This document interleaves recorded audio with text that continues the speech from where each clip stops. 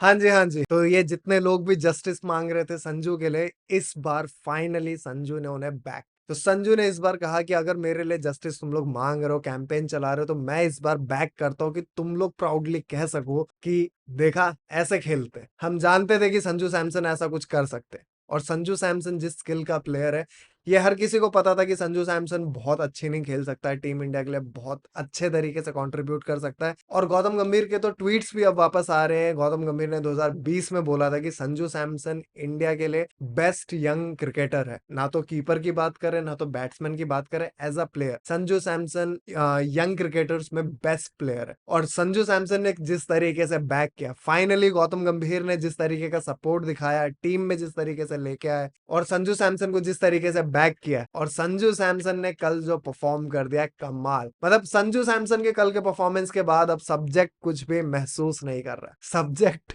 अब जहां कहीं से निकल रहा है, सब्जेक्ट से ये पूछा जा रहा है ऐसे क्या चल रहा है बे। तो सब्जेक्ट इंडिया आया नहीं था, सब्जेक्ट इंडिया लाया गया था। ये तंजीम जो इनका बॉलर है, इसने T20 वर्ल्ड कप में विराट कोहली को आंखें दिखाई थी और कल जिस तरीके से ये बंदा पिटा है, इस बंदे का इस पूरी सीरीज में एक ही अचीवमेंट रहा है कि इस बंदे ने अभिषेक शर्मा को 2 बार बोल्ड किया। मतलब 2 बार बोल्ड नहीं, 1 बार बोल्ड किया और कल के मैच में कैच आउट हुआ और सेम बंदे से कैच आउट होके गया। इस पूरी सीरीज में अभिषेक शर्मा जितना डिसअपॉइंट होगा उतना कोई भी नहीं होगा, क्योंकि इस पूरी सीरीज में हर किसी ने परफॉर्म किया, हर किसी ने अपने पोटेंशियल को शो किया, इंटेंट को शो किया है। इंटेंट अभिषेक शर्मा का भी जबरदस्त था, लेकिन 3 मैचेस में बहुत कम स्कोर बनाया, कुछ 48 या 45 रन टोटल बनाए हैं और उसमें से बेस्ट जो इनका है वो 16 रन के अराउंड है। तो अभिषेक शर्मा का ये सीरीज बहुत ही बुरा गया है, बट स्टिल अभिषेक शर्मा के इंटेंट और पोटेंशियल पे किसी को भी डाउट नहीं है। अभिषेक शर्मा एक अच्छा कमबैक कर सकता है।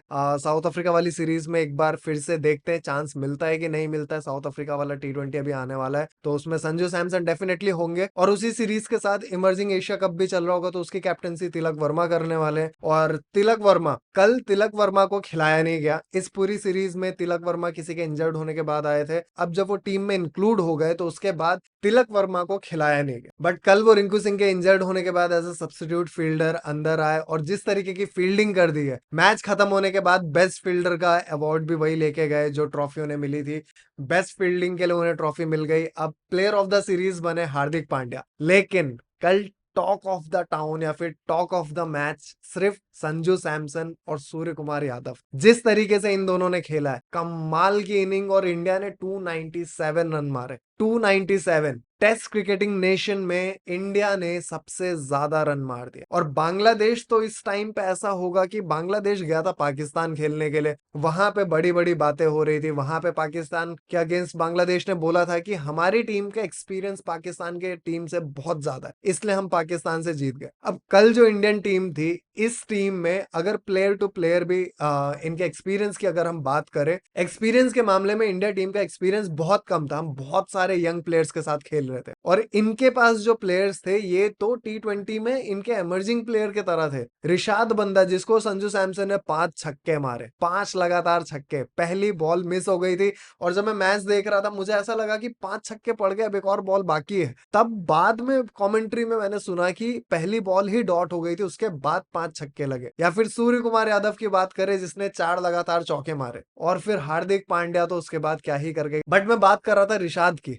ये बंदा T20 वर्ल्ड कप में सारे कमेंटर्स, इनके कोच, इनके जो रिटायर्ड लेजेंड्स हैं बांग्लादेश के, ये सारे ऐसे थे कि रिशाद हमारा इमर्जिंग प्लेयर है। ये जिस तरीके का स्पिनर है, इसकी हाइट लंबी है, तो जिस तरीके से इसको एक्स्ट्रा बाउंस मिलता है वो एक एडवांटेज है और बैटर्स इसको पिक नहीं कर पाते। और कल जिस तरीके से पिक किया, अब तो करियर ही पिक हो गया। अब करियर यहां से पीक नहीं, वो नीचे कोई पीक करेगा। जिस तरीके से कल मारा, बहुत ही ज्यादा मार दी। इनके बॉलर्स की अगर हम इकोनॉमी की बात करें तो कल जिसने सबसे कम इकोनॉमी से मार खाया वो कुछ 11 पॉइंट समथिंग का, 11.2 का आई गेस। तो आप समझ रहे हो, एक ओवर में 11 रन खाना। और रिशाद बंदे ने तो 2 ओवर में 48 रन या 46 रन खाए और यही बंदा इसके 2 ओवर कराए नहीं गए। अगर इससे 4 के 4 ओवर करवा दिए होते तो हम 320 आराम से पार कर जाते। 300 तो बहुत कम था। फिर रिंकू सिंह ने भी एक बॉल मिस कर दी थी। अब वो भी कह सकते हैं कि हाँ, रिंकू सिंह ने और बेटर खेल दिया होता, क्योंकि 4 बॉल में रिंकू सिंह ने 8 रन बनाए थे। 4 में से अब 8 के जगह अगर 12 भी बना देते, एक चौका और पड़ जाता, हम 300 पार होते। और कल के मैच की अगर हम बात कर ही रहे हैं तो कल के मैच में रिकॉर्ड्स बहुत टूटे। तो रिकॉर्ड्स इस तरीके से टूटे हैं कि फास्टेस्ट 100, फास्टेस्ट 150, फास्टेस्ट 200 और पावर प्ले में सबसे ज्यादा रन। फिर संजू सैमसन बन गए सेकंड इंडियन बैट्समैन जिसने फास्टेस्ट 100 कंप्लीट किया है और वर्ल्ड में थर्ड नंबर पे है शायद से।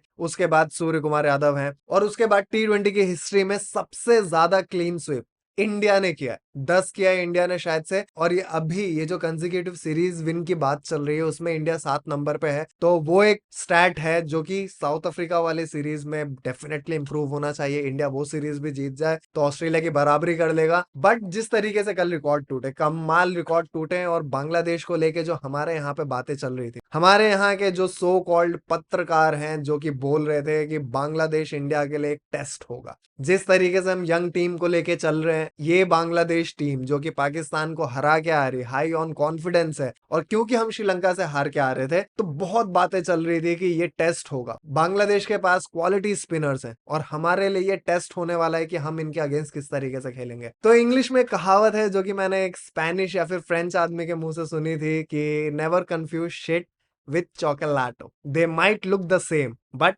दे आरंट द सेम। अगर आपको मेरी बात पे भरोसा नहीं है आप ट्राई कर सकते हैं, बाकी देखिए टट्टी और चॉकलेट में फर्क है। तो बांग्लादेश, मतलब बांग्लादेश के बारे में यही कह सकते हैं जो दिल्ली वैली में एक बंदे ने कहा था, सर ये तो टट्टी है।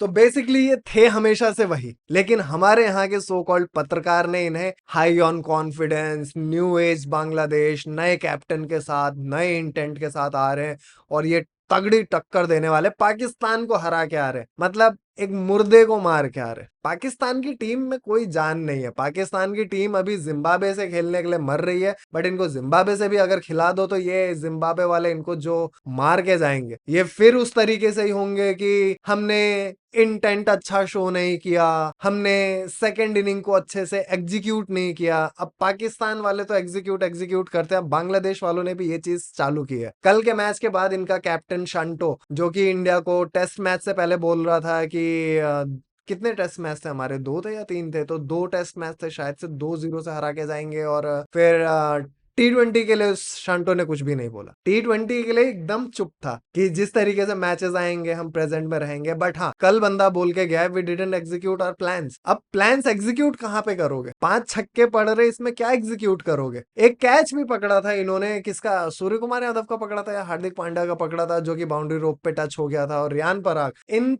पूरे पॉजिटिव्स में रियान पराग को मैं एक टाइम पे मतलब ऐसा हाईलाइट करना चाहूंगा, क्योंकि हार्दिक पांड्या के साथ जब बैटिंग करने रियान पराग आया था, अब एग्जैक्टली अगर आप मैच को जाके हाईलाइट नहीं, रिप्ले अगर जाके देखोगे तो 16.1 ओवर पे हार्दिक पांड्या ने एक शॉट लगाया जो कि मिसफील्ड हुआ और हार्दिक पांड्या 2 रन लेने जा रहे थे। रियान पराग अपनी क्रीज से ही नहीं हिला, बॉल नहीं देख रहा, प्लेयर्स को नहीं देख रहा, वो वहां क्रीज में पहुंच गया, वो अपने जोन में आ चुका है कि हाँ अब मुझे मारना है, अब मुझे अपने आप को प्रूव करना है। मुझे सिर्फ ये एक चीज खटकी, अदरवाइज रियान पराग और हार्दिक पांड्या के बीच में जो मिसकम्युनिकेशन था वो हम सब ने देखा है। बांग्लादेश की टीम ने जिस तरीके से टेस्ट मैच में रनआउट मिस किया था विराट कोहली का, हार्दिक पांड्या और रियान पराग के बीच में जिस तरीके का कंफ्यूजन हुआ था, ये बहुत ही बेसिक लेवल की मिस्टेक। मतलब इसमें आप किसकी गलती दोगे? हार्दिक पांड्या आधा भाग चुका है, रियान पराग बॉल ही देख रहा है, दोनों के बीच में कोई कम्युनिकेशन नहीं है, दोनों एक दूसरे को शायद सुन नहीं रहे हैं, ईगो का क्लैश है, एटीट्यूड का प्रॉब्लम है, मुझे नहीं पता। बट जिस तरीके से रियान पराग खेल रहा था, मुझे ऐसा लगा कि रियान पराग का एक अलग ही एटीट्यूड वाला इशू है कि हाँ हार्दिक पांड्या स्वैग दिखा रहा है तो मेरे अंदर भी वो स्वैग होना चाहिए, वैसी वाली चीज है। अदरवाइज मुझे नहीं पता एक्चुअली, मैं टू बी ऑनेस्ट मुझे पता नहीं है, बट मेरे को जो फील हुआ मैं आपको वो बता रहा हूँ। तो पूरे मैच में एक ही चीज दिखी जो कि मुझे थोड़ी सी खटकी, अदरवाइज पूरे मैच में रियान पराग ने भी बेहतरीन खेला। रियान पराग ने भी कुछ 12-13 बॉल में 34 या 35 रन बनाए थे, हार्दिक पांड्या ने 18 बॉल पे 47 बनाया था। और हार्दिक पांड्या के बारे में तो इस सीरीज में क्या ही बात करें। हार्दिक पांड्या जिस तरीके से खेल रहा है, जिस स्वैग में खेल रहा है, जिस कॉन्फिडेंस के साथ खेल रहा है, फील्डिंग ले लो, बैटिंग ले लो, बॉलिंग ले लो, बंदा अलग लेवल पे खेल रहा है। कल वॉशिंगटन सुंदर ने हार्दिक पांड्या की बॉल पे कैच छोड़ा था, थोड़ा ओवर रन कर आए थे और मिस जजमेंट था, बट स्टिल बॉलिंग जिस तरीके से करा रहे हैं, बैटिंग जिस तरीके से कर रहे हैं, खासकर एटीट्यूड का फैन बना दिया। जिस इंटेंट के साथ खेल रहे हैं, जिस कॉन्फिडेंस के साथ खेल रहे हैं, वो कमाल है। हार्दिक पांड्या पूरे मैच का हाईलाइट पॉइंट बन के जाता है। कल संजू सैमसन थे, बट संजू को अगर किसी ने बराबर की टक्कर दी है तो वो हार्दिक पांड्या। जिस तरीके से स्वैग में खेला है, और एक चीज संजू सैमसन को कल देख के ऐसा नहीं लगा कि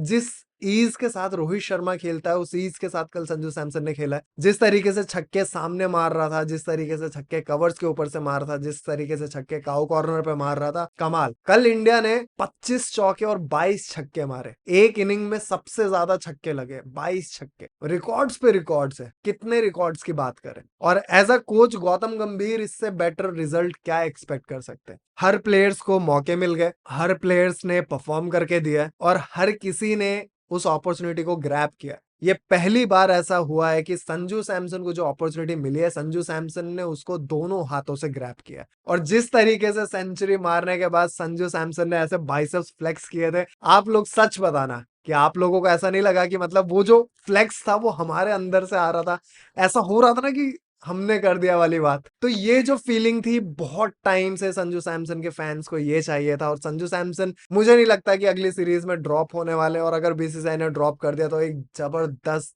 बैकलैश मिलेगा। और मे भी संजू सैमसन ये डिजर्व करते हैं अब बैक टू बैक खेलना, और संजू सैमसन इसको अपने परफॉर्मेंस से बैक करे तो उससे बेटर क्या होगा। और अब बात कर लेते हैं विमेंस क्रिकेट की। विमेंस क्रिकेट में इंडिया ने जिस तरीके से श्रीलंका को हराया था, जिस दिन हमारा सेकंड T20 मैच हुआ था, नीतीश राणा और रिंकू सिंह ने कमाल की इनिंग खेली थी उस दिन। और वहां पे हरमनप्रीत कौर और स्मृति मंदाना ने उस तरीके की इनिंग खेली थी। जिस तरीके से 27 बॉल पे हरमनप्रीत कौर ने अपनी 50 कंप्लीट की थी, और श्रीलंका को जिस तरीके से इंडिया ने हराया, इंडिया एक बेटर पोजीशन पे आ चुका है। नेट रन रेट अच्छा कर लिया है, पॉइंट्स टेबल में सेकंड नंबर पे है, बट न्यूजीलैंड पीछे है। और अब न्यूजीलैंड का मैच है श्रीलंका के अगेंस्ट, और इंडिया का मैच है ऑस्ट्रेलिया के अगेंस्ट। तो अगर Indian women's team Australia team को नहीं हराती है तो फिर हम न्यूजीलैंड के भरोसे बैठे होंगे। तो अब यहां से इंडियन टीम के पास कोई ऑप्शन नहीं, इंडियन टीम को ऑस्ट्रेलिया को हराना ही पड़ेगा। और ऑस्ट्रेलिया बहुत हाई नोट पे आ रहा है, लेकिन ऑस्ट्रेलिया टीम में बहुत इंजरीज हो चुकी है इस वर्ल्ड कप के अंदर ही। लास्ट मैच में ही उनके कैप्टन को इंजरी हुई, उनके एक प्लेयर को इंजरी हुई थी चौका रोकते हुए। पाकिस्तान का अगेंस्ट उनका मैच था, और पाकिस्तान इस टूर्नामेंट में लोवेस्ट टोटल बनाने वाली टीम बन गई। पाकिस्तान हर जगह जहां पे भी जाता है वहां पे रिकॉर्ड्स तो बनाता है, लेकिन जितने बुरे रिकॉर्ड्स हो सकते हैं उतने बुरे रिकॉर्ड्स बनाता है। चाहे एक इनिंग में 800 पिटवाना हो, चाहे एक फ्लैट ट्रैक में एक इनिंग 47 रन से हारना हो, पाकिस्तान सिर्फ इस दुनिया में जलील होने आया है। और इनका छोटा भाई या छोटा बेटा जो भी बोलना है बोल लो। बांग्लादेश भी वहां पे जीत के आ रहा था, अब यहाँ पे आने के बाद औकात में आ गया है। वैसे खैर इनके प्लेयर, ये तंजीम जो प्लेयर था जिसने विराट कोहली को आंखें दिखाई थी कल हार्दिक पांड्या को आउट करने के बाद, और किसको आउट किया था, सूर्य कुमार यादव को शायद आउट किया था, उसके बाद एग्रेशन नहीं दिखा रहा। पहले ही पावर प्ले में, अपने पहले ही स्पेल में अभिषेक शर्मा को आउट करने के बाद जिस तरीके से एग्रेशन दिखाया था कि आज इंडिया को नहीं छोड़ेंगे, आज 140 पे आउट करेंगे, वो एग्रेशन बाद में नहीं दिखा, बाद में औकात में आ गया। तो अब हम इंडिया और ऑस्ट्रेलिया के मैच के बाद मिलेंगे, वुमेन्स टीम के बाद। तो आज के वीडियो के लिए इतना ही। तो जाने से पहले मैं आपको एक ही मैसेज के साथ छोड़ के जाना चाहूंगा कि हमारे आसपास बहुत से ऐसे जानवर हैं जिनको हमारी जरूरत है। तो अगर वो आपके पास थोड़े से खाने, थोड़े से प्यार के लिए आते, तो प्लीज उन्हें भगाए नहीं, और हो सके तो उन्हें थोड़ा सा खाना, थोड़ा सा प्यार दे। तो वीडियो आपको अगर अच्छा लगा हो तो वीडियो को लाइक करें, कमेंट करें, और चैनल को सब्सक्राइब जरूर करें। अब हम मिलेंगे नेक्स्ट वीडियो में, तब तक के लिए bye, take care, peace out.